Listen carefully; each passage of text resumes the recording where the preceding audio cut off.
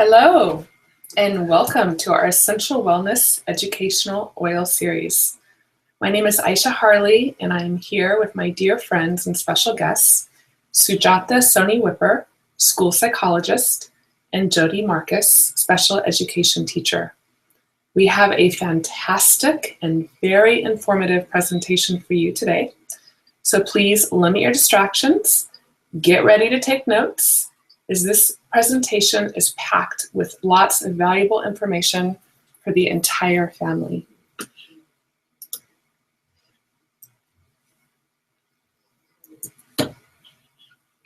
Give me a moment here to advance our presentation. There you go.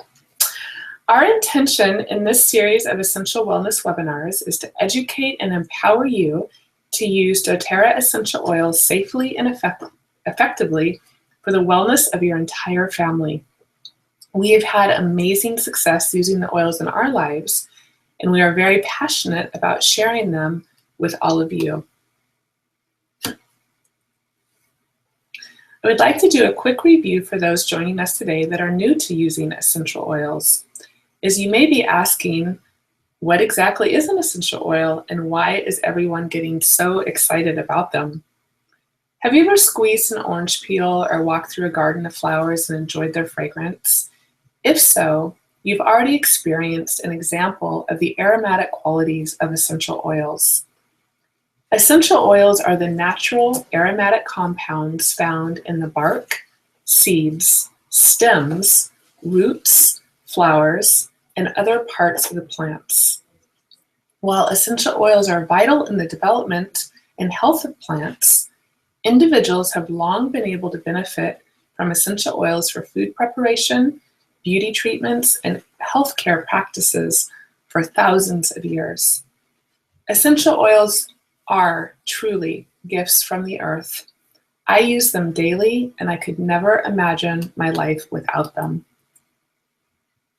We realize there are many essential oils to choose from. When you choose doTERRA, you are choosing essential oils gently and carefully distilled from plants that have been patiently harvested at the perfect moment by experienced growers from around the world for ideal extract composition and efficacy.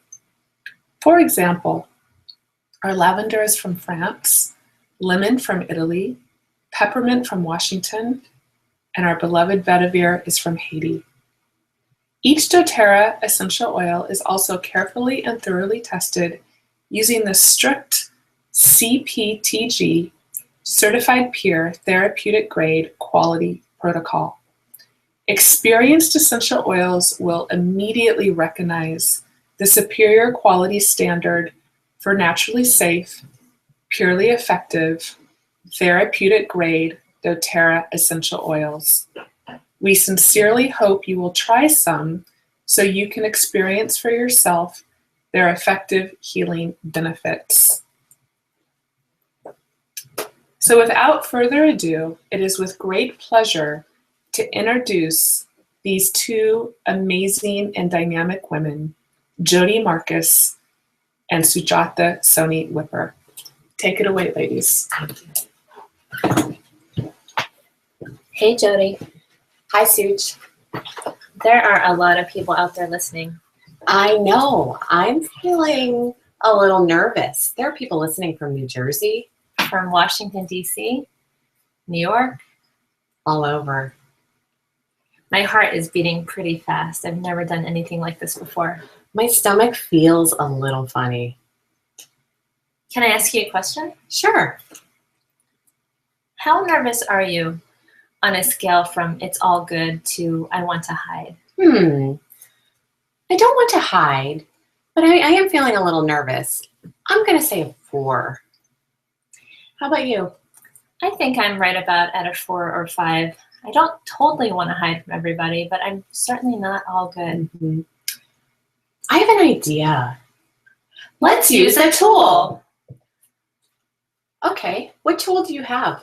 Well, I always have my essential oils on me. Me too. I'm going to use my balance because it makes me feel balanced. I'm going to use the Peace Blend because it makes me feel peaceful. Let's invite our audience to join us. Okay. It would also help to take some deep breaths as we're using the essential oils. I wonder if those out there listening to us would like to stop what they are doing and take a few deep breaths. Audience, if you have an oil, please choose one and join us in 3 deep breaths. If you do not have an essential oil, simply place your hands on your belly and take a few belly breaths with us. Imagine a balloon. You can feel your belly expand as you inhale and deflate as you exhale. Ready? Okay, 3 deep breaths. Okay, here we go. 1,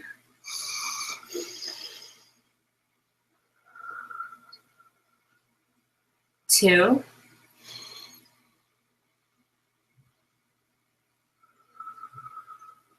3,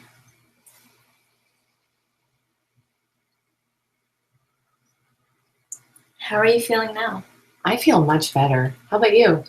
Me too. I think I've dropped down to about a 3. Yeah, I'm feeling close to a 2. Awesome. I think we're ready. We got this.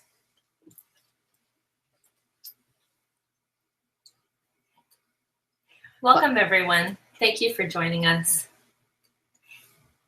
I'd like to introduce you to my dear friend of 20 years, Jody Marcus. Jody has been a special education teacher for 8 years and has worked with students with intensive behavioral and emotional needs. She is a fantastic teacher and is very passionate about her work. Jody has known she has wanted to be a teacher since she was 8 years old, and when she taught her stuffed animals how to read. They were very good students. Thank you, Sujatha. I would like to introduce my great friend, Sujatha Soni Whipper. Sujatha is a school psychologist and has been for 8 years, working with children, families, and educators in the school setting to help support children's emotional, social, and academic success. She's also an incredible mother to an almost 3-year-old girl, Miley. And I must say, I have witnessed Miley using these tools and using a language of emotions. She has had great modeling from her mother and father. Thank you, Jody. I also want to add that Sujatha and I have been friends for 20 years, and our journey began at the University of Maryland in 1995, and we moved across the country. We started out in the education system at the same time 8 years ago, and here we are today in this moment. So it's been a fun journey, Suj. It has been. We'd like to read you this quote that we found that we feel sums up our purpose and intention for this presentation.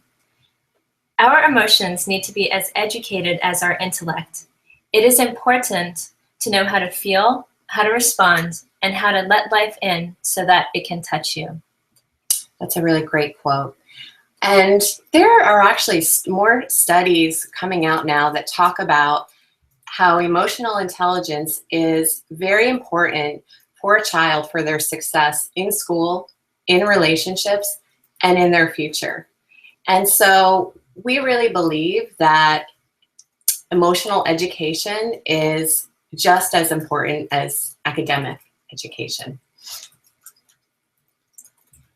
So you have met Jody and you've met me. We'd like to introduce you to Sally. Sally is a fictional student. She is 10 years old and she's in the 5th grade.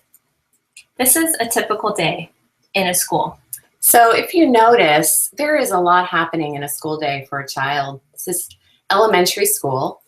So Sally, after whatever morning routine she has at home, she comes into school with about 300 to 500 other students. And she has a lot that goes on in her day, including her core academic subjects of math, writing, reading, science. She has PE and music. She has more social times, recess, lunch. There's a snack break in there. It's a big day for Sally. Let's take an even closer look at Sally's day. Sally has to handle a number of transitions. In her day, she has about 15, and this includes stopping a task, shifting her attention from one thing to another, processing directions, initiating tasks, And these transitions happen from subject to subject, within subject areas, and in and out of the classroom. So to PE, music, lunch, recess, and home.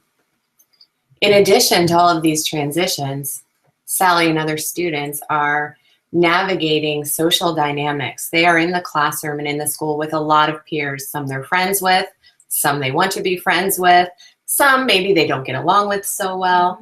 They have to initiate, build, and navigate these relationships. They need to be able to problem solve conflicts with peers and adults during recess, during math. They are expected to demonstrate pro-social, appropriate social behavior in all of these settings in response to these social dynamics. That's right. Sally's also dealing with cognitive and academic demands. She's learning new skills, attending to a variety of tasks. She's processing instructions for each task, and she's applying new skills to new tasks. There are also the physical demands of being in school. Students are expected to spend a great deal of time sitting at their desk in an upright, ready to learn posture. And they are expected to attend to class and as well manage their physical feelings such as hunger, thirst, fatigue, stress, anxiety. They also have to manage their organization. They have to know where their materials are at all times and what they need for each setting. They have to be able to estimate time per task so they can plan their day. All of these demands can create a wide range of emotions throughout any given day. On this particular day, Sally had a terrible, horrible, no good, very bad day. Jody is going to share the story of Sally's day, and as she reads, listen as the stressors build up in Sally's day. It was always a busy morning in Sally's household. This morning was especially rough. She spilled milk on her shirt at breakfast. She had to change her clothes and almost missed the bus. Her stomach tightened and her face grew hot. She felt frustrated. When she got on the bus, her best friend was sitting with someone else. She sat in an empty row and looked out the window. She felt left out and sad. No one likes me, she thought. During PE, the class played basketball and her team lost. She felt embarrassed because she missed a basket and mad at some of the kids in her class who weren't playing fair. I hate PE, she thought. When the class returned to room 23 after PE, the room was very noisy. Some kids were laughing, a few were arguing about the basketball game. Sally felt overwhelmed. She needed a break, but didn't know if she could ask for one. I can't handle this, she thought. Once everyone was back in their seat, Miss Jewell passed out a math test. Fractions. Sally felt nervous because fractions were so hard for her. She could not focus on her test and didn't do her best. I am going to fail, she said. By the time she got back on the bus at the end of the school day, Sally wanted to cry or scream. It had been a terrible day. I don't like school. I never want to go back. The bus dropped her and her brother off at home. He ran ahead to beat her to the door, like he always did. But today, it was just too much. This is the worst day ever, she yelled. She stormed into the house, threw her backpack on the ground, ran to her room, and slammed the door, and started throwing things around. It was a terrible day for Sally. Oh, poor Sally. The demands of the day were too much for Sally's ability to cope. The stressors built up over time, and when her brother beat her home, although that was not the cause of her stress, that was the final straw.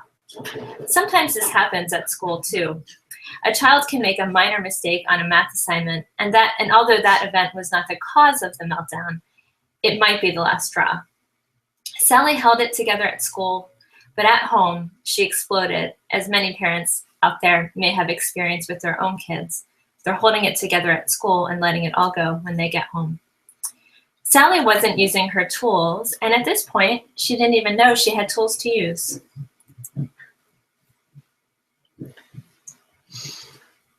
As the adults in a child's life, we have so much opportunity to help our kids develop coping skills and learn how to use tools to manage their stress and support their emotions.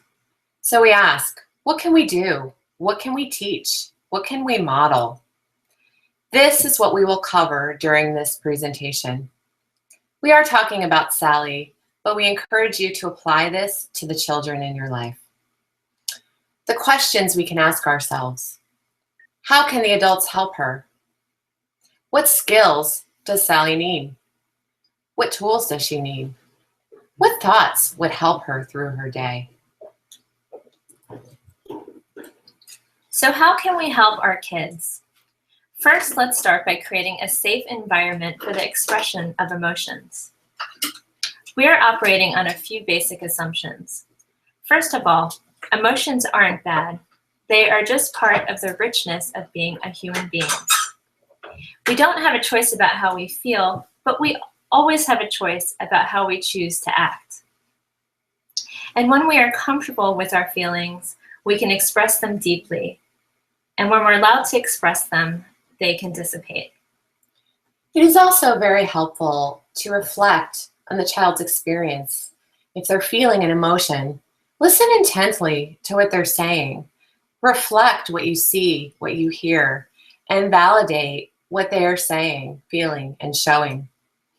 You can help put words to their experience if they're having trouble with that part. It's important to recognize that for this child, their perception of a situation is their reality. So this is a time to validate and not challenge their perception and support their emotional expression. We also want to pay attention to our posture and our tone of voice when we're working with kids. We want to make sure that it is comforting and not intimidating.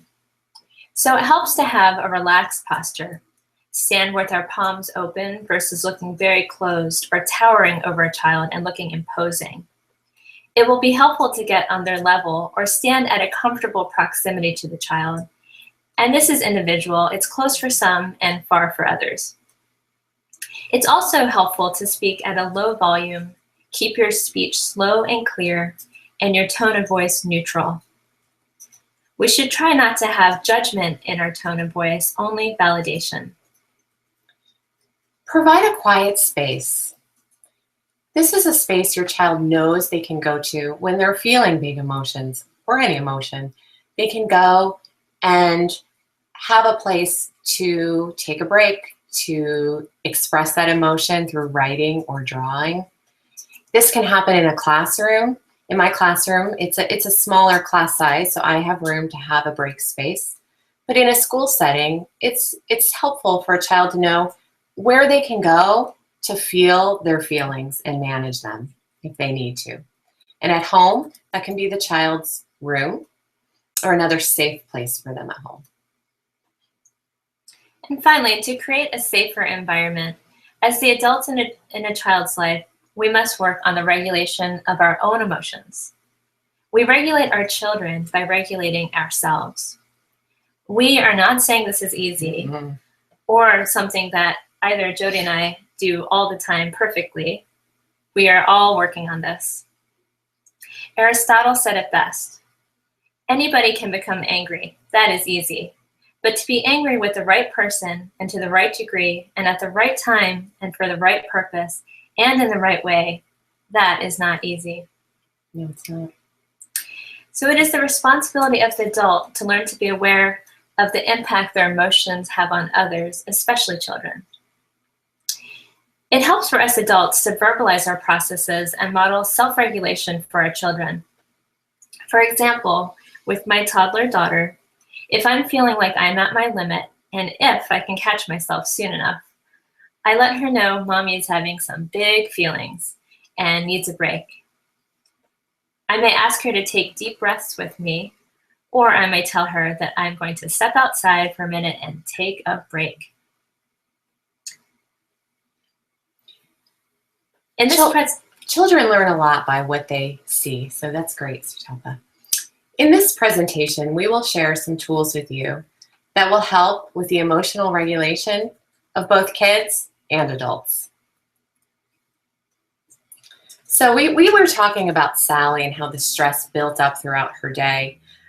So all stress isn't bad, but there are times when the demands of an environment for a person feel and seem greater than that person's ability to cope with them. For a child, it's important to pay attention to signs of stress, and knowing the child well will help understanding of what that will look like.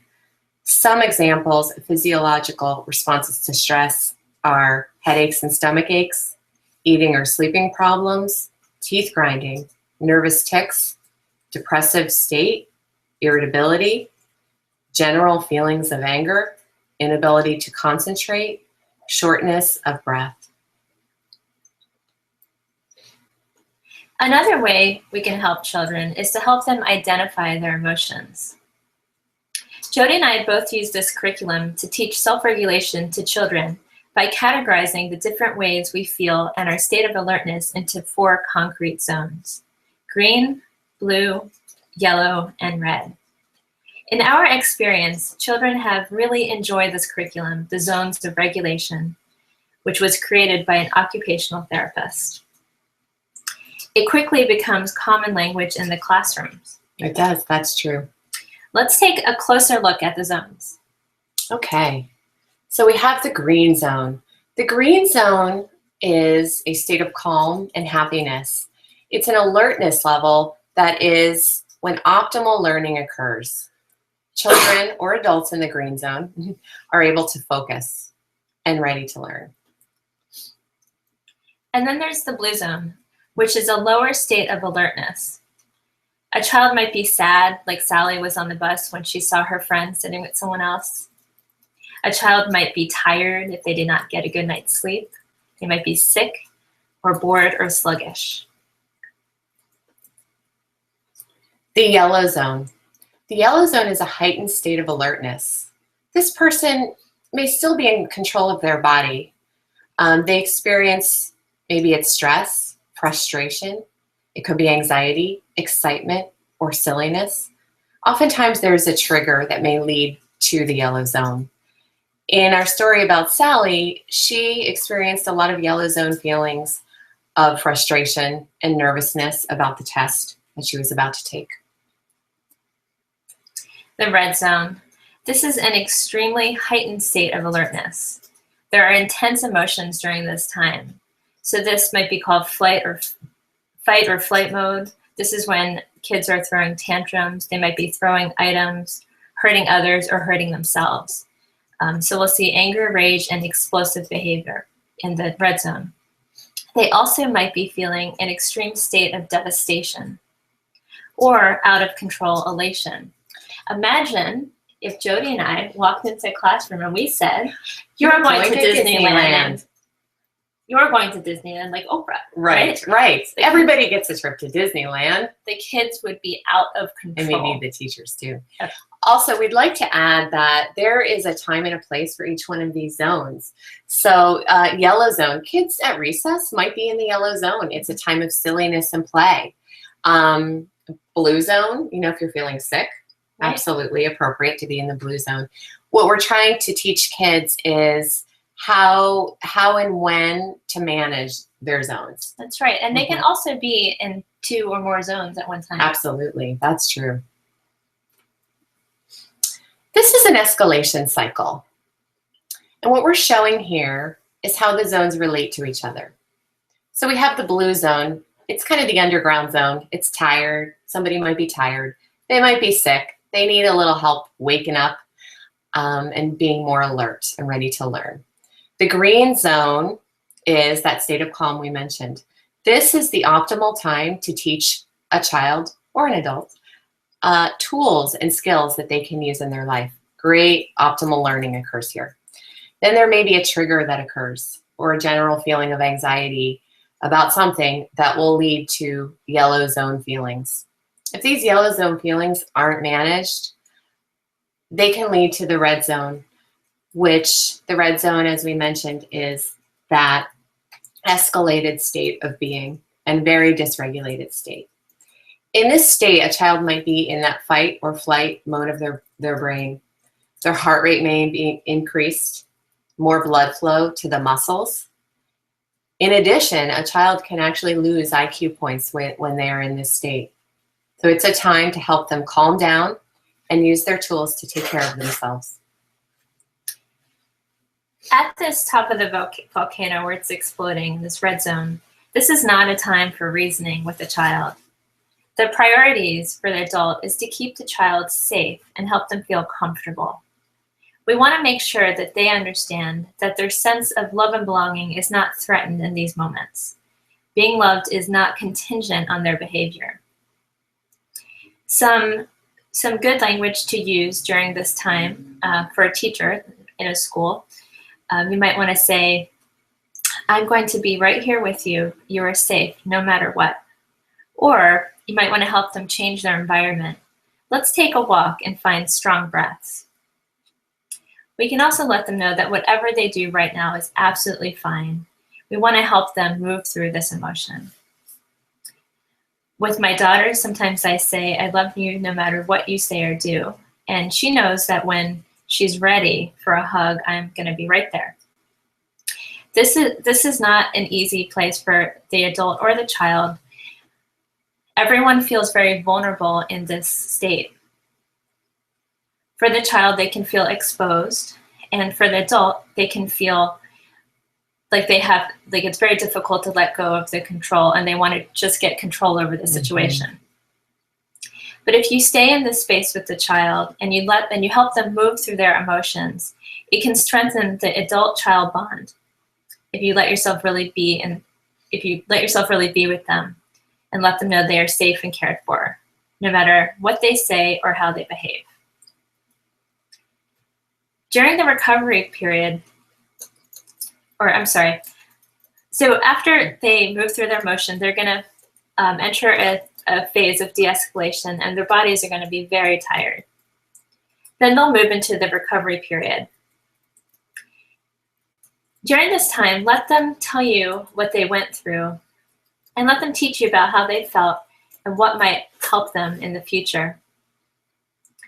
Let them know that you are there to listen and that everything they say will be absolutely okay with you. You want to convey complete acceptance during this time.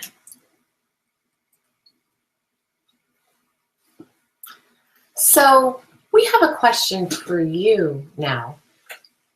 What zone are you in? So here are some questions that you can use to help a child identify their emotions using body clues. So let's all do this together. So audience, we'd like to ask you to close your eyes and notice a few things. Ready? Are your muscles relaxed or tense? Is your breathing fast or slow? Is your heart beating fast or slow? Is your brain focused or cluttered? What does your face look like? Is your mind racing? Are you having a lot of thoughts at one time? How is your body posture? Are you fidgety?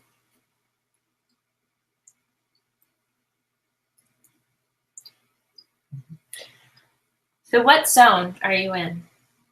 What zone are you in right now, Jody? I am in the yellow just because I'm doing something very new to me here with this webinar. Yeah. So I'm a little nervous, but I'm managing it. How about you? I feel the exact same way. Well, I'm glad we're here for each other. So we talked about how the adults can help.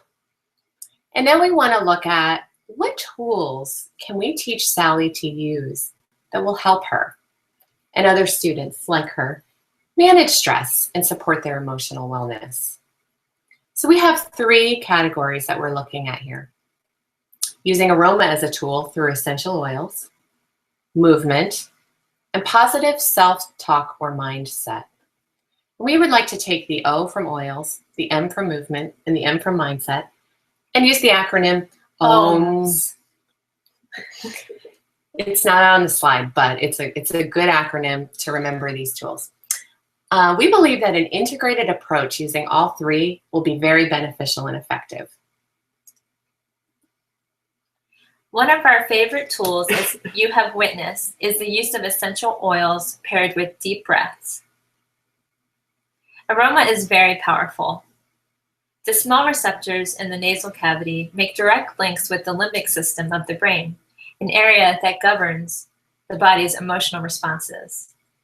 Aroma is effective for calming, invigorating, and balancing. In a school setting, we're going to focus on the aromatic use of essential oils. Educators can diffuse them in their offices or classrooms to change the mood of a setting, or individualize by giving a child a cotton ball or a piece of fabric with a drop or two of oil on it. Jody will elaborate on some practical uses in a few minutes. There are many different oils that serve many purposes, and of course, there are individual preferences. But we'd like to share with you some oils that we love and use often. And by the way, this slide was created before we learned about the new emotional aromatherapy blends, which would certainly fit here in these categories. So for calming, we like lavender, serenity, and frankincense. They can be used after some upheaval in the classroom, like a fire drill, or individually when a child is upset. I use these oils quite often with my daughter to help her calm when she's escalated and as part of her bedtime routine. For invigorating oils, we like peppermint, any of the citrus oils, and rosemary. You can start the day with these oils. It's something that can be diffused as the children are entering the classroom in the morning. They would be helpful to energize or help focus on a test or during a difficult or new task. So the grounding oils that we like are balance, white fir, frankincense, and myrrh. The grounding oils can be used after times of great mental activity, like after a writing assessment, or after a lot of physical activity, like PE or recess. The children may come back from their homeroom feeling in the yellow zone and may need some grounding to help them transition to learning academics. The uplifting oils we chose were any of the citrus oils and a blend like Elevation. These would be great to diffuse anytime the students are a little sluggish after lunch. They also may be used individually if the child is in the blue zone. So we developed an aroma rating scale. We call it the R's. It's our acronym because educators love acronyms. And we added the TM for fun. It has not yet been trademarked. Not yet. So the aroma rating scale, or the R's, this is a way to determine your child's oil preferences. So we have 1, which is I don't like it at all. A 10 is I love it. And a 5, it's okay. So what I've done in my classroom is share different aromas with a child, and I let them rate that aroma. I have a student who loves lavender and gave it a 10, and I have another student who gave lavender a 1. This is very important information as we're using oil as a tool. We want to make sure the child likes the oil that we're using and give them some say in building their toolkit. So we use the information from the aroma rating scale to build a list with the child of their favorite aromas. We will include some calming and some energizing, and this list will include the aromas that they rated highly on the aroma rating scale. This information is then used in my classroom to build an aroma kit. This is an example of an aroma kit. It's a simple vitamin or pill organizer with the Sunday through Saturday days of the week. So there's 7 compartments. So using the oils the child selected on a craft pom-pom ball, one of those little cotton ball. It's not a cotton ball, but it's like craft ball. Okay. These balls actually hold aroma really well and for a very long time in the container. So we make, with each oil that they chose, put one, even just one drop on the cotton ball. I roll it around between my palms to spread the oil and put it in the compartment. We put a sticker on that so the child knows which compartment holds which oil. And this is a tool that they can carry around and have with them. I have a student just today who used her lavender ball. She opened up her lavender compartment and used the lavender ball to go to picture day, which caused her a little bit of anxiety. So she had that with her and was using that aroma to help her stay calm while waiting to get her picture taken. This is a very portable way to carry the oils, to carry many different aromas.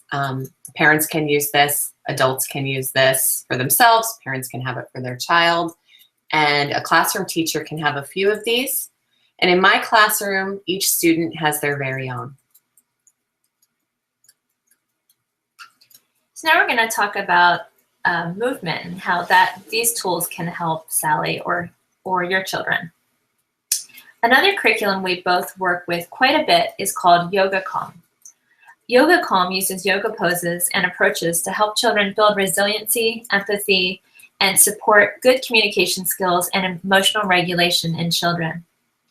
Linnea Gillen, a school counselor and also a member of our doTERRA community, developed this curriculum based on 30 years of working with children, and it is fantastic. It is.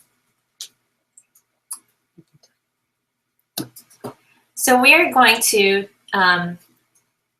do a couple poses here where we're recording, and we're hoping that you will join us out there in the audience.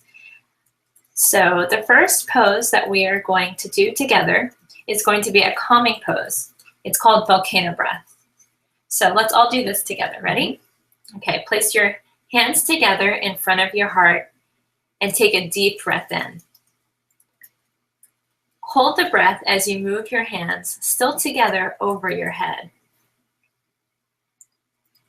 Exhale as you open your arms out to the side. Let's do that 2 more times. Hands together, hold your breath over your head, and exhale. And let's do that 1 more time. Deep breath. And exhale. This is a great first exercise in a calming routine. It can be used as a quick break during class to reset the students. You can also pair this exercise with an intention. So if the students are preparing for a test, you might want to do this right before the test and have them think about the intention of doing their best. Now let's do an energizing pose, chair pose. Stand strong with your feet hip-width apart, with your arms and legs activated. Imagine how Superman or Wonder Woman would stand. Now bend your knees and raise your arms over your head. Challenge yourselves and bend your knees just a little bit more. Let's hold this pose for 3 breaths. 1, 2,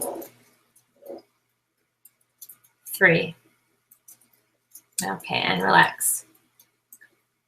You can see these poses don't take very long and can help a child move from the blue or yellow zone into a more optimal learning mindset, the green zone. Another program that's helpful for adding movement to the classroom or at home is called School Moves.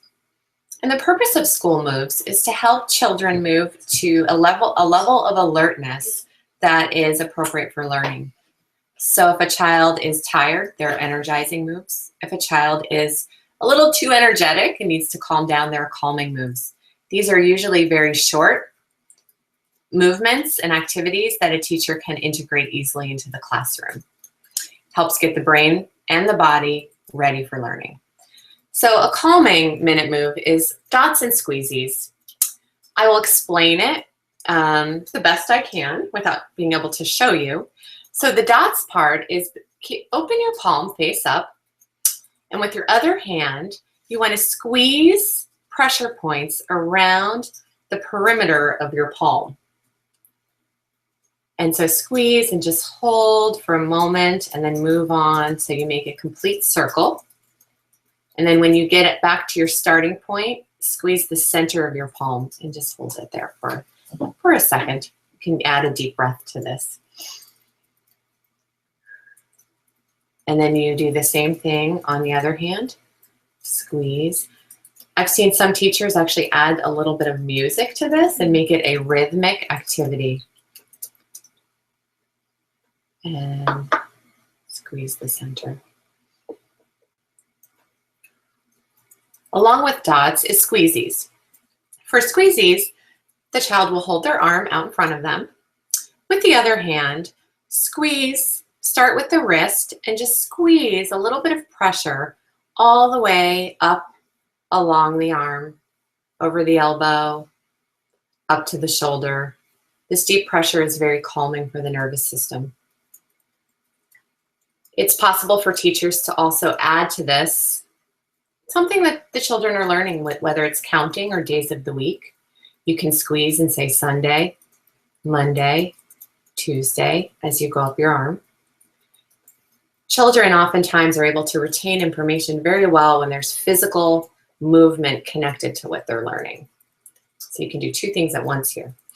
And then at the end, it's helpful to just give a great big hug and squeeze. And often I'll add an affirmation to this, this part, like I am special, I am loved. And have the children say that out loud. Energizing minute move. There's 3 here, but I'm just going to focus on the cross crawl. So this would be where you take your elbow and you bring your opposite knee up to meet your elbow.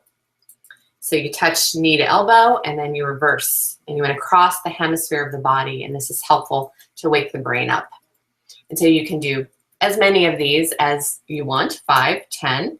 And also, this can be added to rhythmic music to make it a fun exercise for everybody involved. So now we're going to talk about positive self-talk. At the beginning of the presentation, Jody and I told ourselves, we got this. That is a good example of using positive self-talk. Children learn their self-talk by studying the voices around them. What we say to our kids or what we say about ourselves in front of our kids is going to influence their self-talk. As we said earlier, their perception is their reality. So when we hear our children use negative self-talk, it would be a good time to ask questions and help them create a different mindset.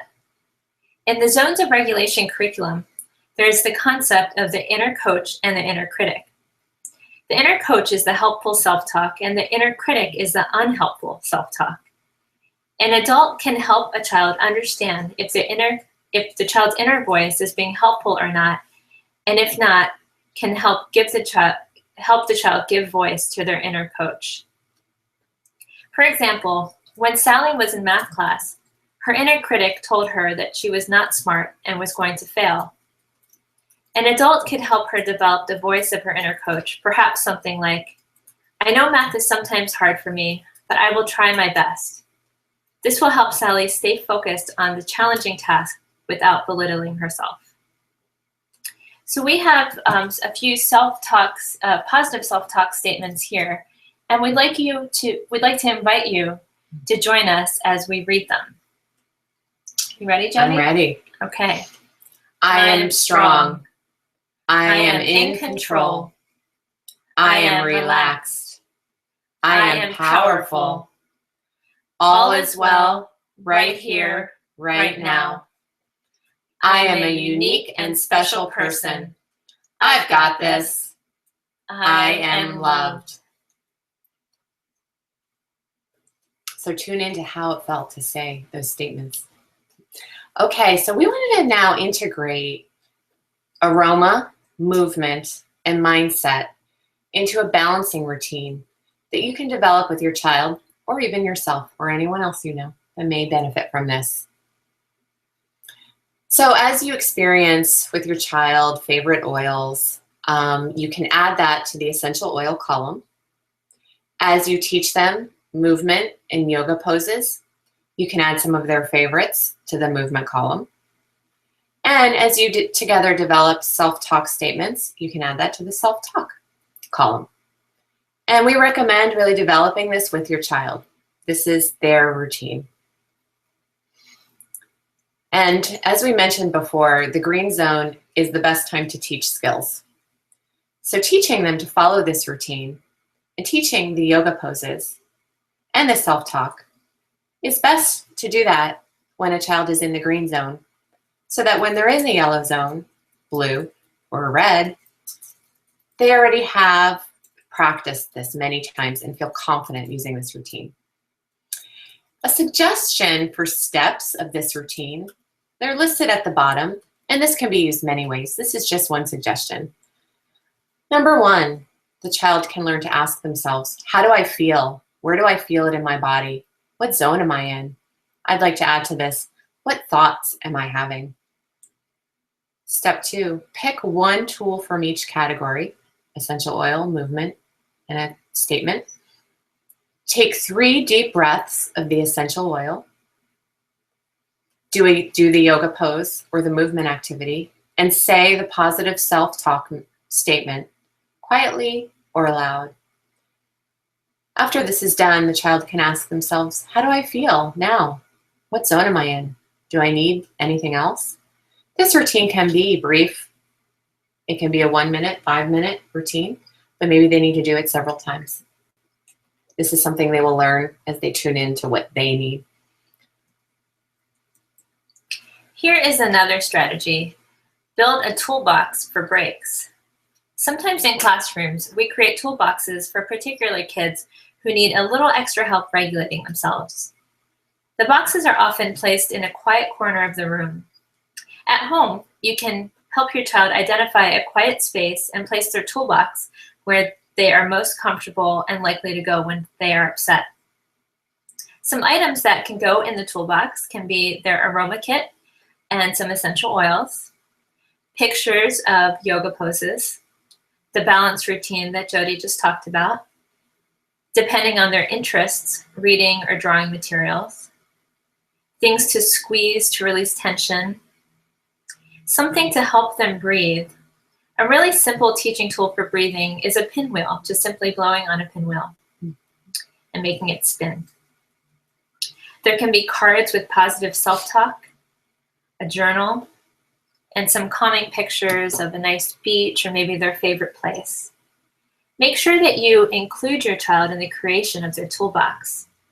This of course, their toolbox and their interests will evolve and change over time.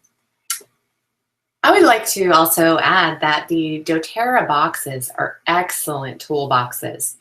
And these are the boxes we're using in the classroom, and the children decorate them. They open and close very nicely. So just a little helpful hint. So this table has got a lot of information on it. We're returning to Sally, and we're looking at her day and the events that caused stress for her and the demands that were placed upon her during that time, the emotion she felt, the zone she may have been in, and possible tools that she could use to help her get through her day.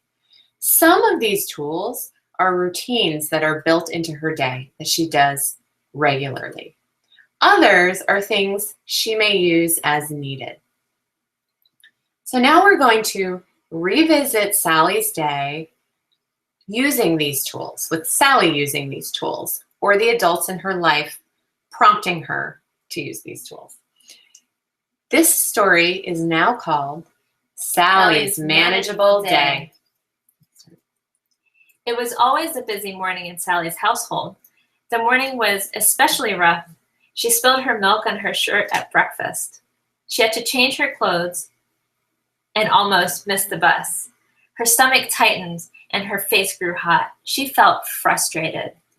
Luckily, she did her balancing routine that included aroma, yoga, and self-talk in the morning. This calmed her and made her ready for her day. When she got on the bus, her best friend was sitting with someone else. She felt sad, but took a deep breath and thought, I'll sit with Claire today. During PE, the class played basketball and her team lost. She felt embarrassed because she missed a basket and mad at some of the kids in her class who weren't playing fair. The PE teacher, Miss McDougall, was aware of the emotions that children experience during these competitive sports games. So she always ended class with yoga, deep breathing, and positive affirmations. "Thank you for participating and being a good sport," she always said to them. When the class returned to room 23 after PE, the room was very noisy and active. Sally had a headache and she felt overwhelmed. She needed a break and showed her break card to her teacher. She got her toolbox and used her aroma ball with deep breathing. She felt ready for the test. Once everyone was back in their seat, Miss Jewell passed out a math test. Fractions. Sally felt nervous because fractions were hard for her. She said to herself, "This is hard for me, but I'm going to do my best." By the time she got back on the bus at the end of the school day, she thought about her difficult day, but felt proud that she had used her tools. "It was a hard day, but I managed." The bus dropped her and her brother off at home. He ran ahead to beat her to the door, like he always did. She just laughed and walked inside where her mom greeted her. "How was your day, Sally?" "It was hard, Mom, but I managed, and I'm ready for tomorrow." So the moral of Sally's story and of our presentation is, know your zones, use your tools, and you will be ready for school. We would like to leave you with the quote that we started with. Our emotions need to be as educated as our intellect. It is important to know how to feel How to respond, and how to let life in so that, it can touch you. Thank you for joining us. thank you.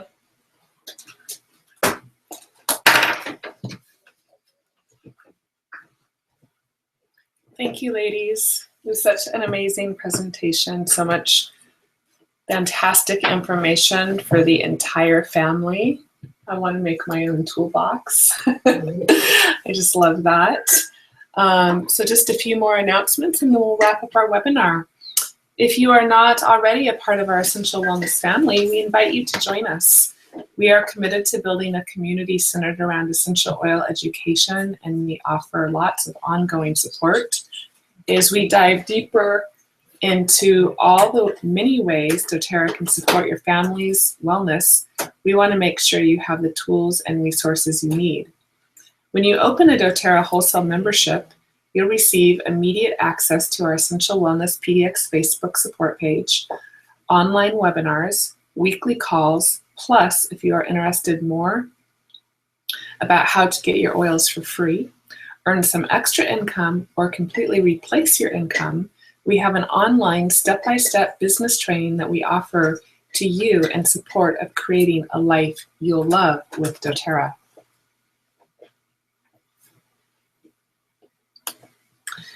If you're ready to get started, please speak to the person who invited you to our webinar today, and they can help you choose the best enrollment option for you.